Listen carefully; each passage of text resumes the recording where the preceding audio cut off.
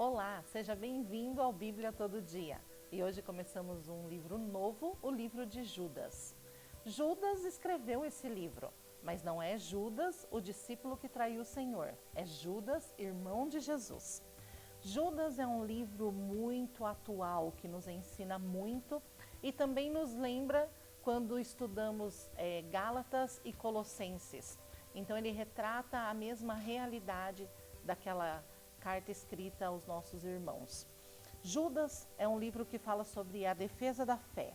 O tema central do livro de Judas é a graça, né? E para nós não transformarmos a graça em libertinagem, para nós permanecermos íntegros e fiéis mesmo diante das perseguições. Interessante que no versículo 3 ele usa um termo que é batalhar na fé. Nós já possuímos a fé, mas aqui Judas enfatiza sobre batalhar na fé. Esse termo tem tudo a ver com o vocabulário esportista, que fala sobre agonizar. É quando um atleta chega ao seu extremo, quando ele levou o seu corpo ao extremo a fim de vencer, dando o melhor de si. Será que nós temos dado o melhor de nós para defender as verdades do nosso Senhor e também para guardar a fé? Não podemos duvidar. Irmãos, fé e dúvida não combinam. Tiago, capítulo 1, versículo 6, fala sobre isso, né? Que os que duvidam são semelhantes à onda do mar. Mas nós somos aqueles que batalham pela fé. Em 2020, nós aprendemos uma lição muito importante sobre amor e verdade. E tem tudo a ver com batalhar na fé.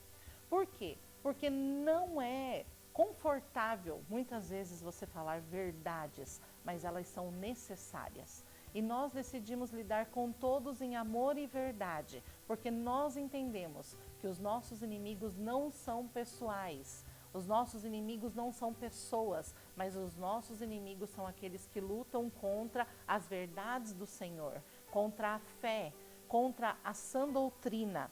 E aqui Judas está falando, tomem cuidado com esses. No versículo 5, Judas avisa que há ímpios transformando a graça de Deus em libertinagem. Queridos, se já nos arrependemos de algo que fizemos, devemos deixar, devemos abandonar para sempre. Quero deixar um alerta para mim e para você. Não devemos flertar com o pecado. Não devemos de vez em quando ir lá dar uma olhadinha nele, ou mesmo se lembrar, porque mais cedo ou mais tarde o pecado nos vencerá. Nós precisamos encher a nossa mente, o nosso coração da palavra de Deus, daquilo que Ele tem para nós. Por quê? Porque a graça nos alcançou, fomos perdoados. Mas então isso quer dizer que eu sou livre para pecar? Não, nós somos santos lutando contra o pecado.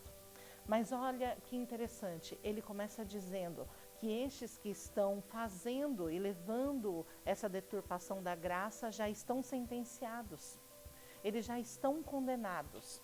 E ele começa a dizer como que eles são. No versículo 12 ele diz que eles são como rochas submersas, que afundam um navio se houver um impacto. Elas estão lá, essas rochas sempre estiveram lá, mas como timoneiros e capitães da embarcação, devemos estar atentos a isso. São como pastores egoístas. Veja, o verdadeiro pastor, ele se preocupa com as ovelhas, ele as alimenta, ele as nutre, ele leva as ovelhas para pastos verdes, comida fresca, verdadeira, pão do céu, fonte de água viva. São como nuvens sem água. Prometem chuva, mas não derramam. Que decepção! Pessoas que prometem coisas, mas não fazem. São como árvores mortas, não têm frutos, não têm resultado, não têm continuidade, não têm raízes, não conseguem se firmar. Olhem como isso é atual.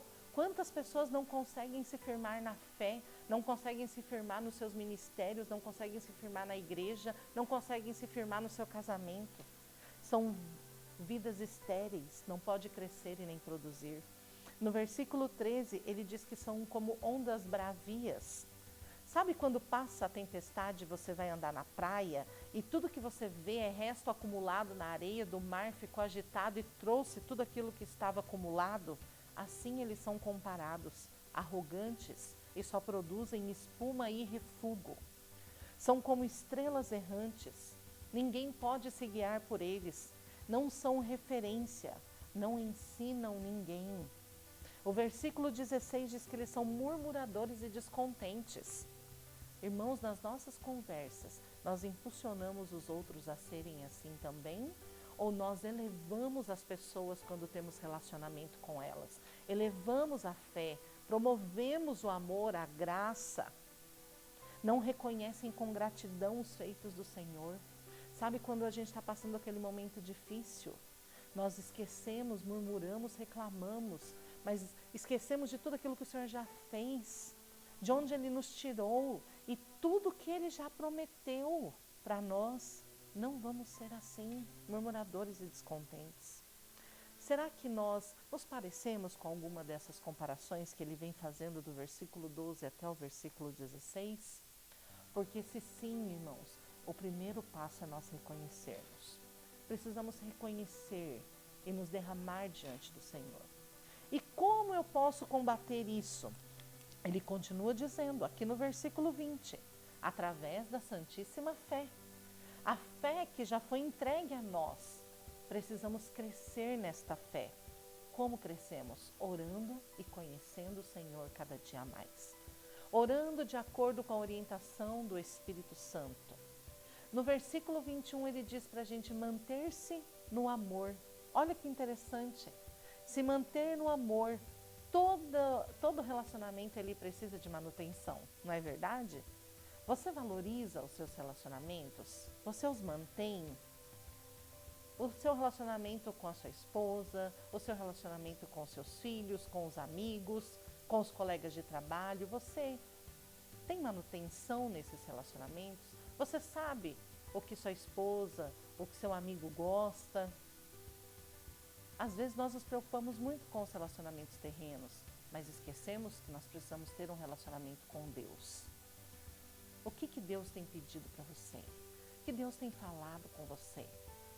Você tem feito manutenção desse relacionamento através da oração, do tempo com Ele? Você tem fechado a porta do teu quarto? Tem falado com Ele e ouvido o que Ele tem para te dizer?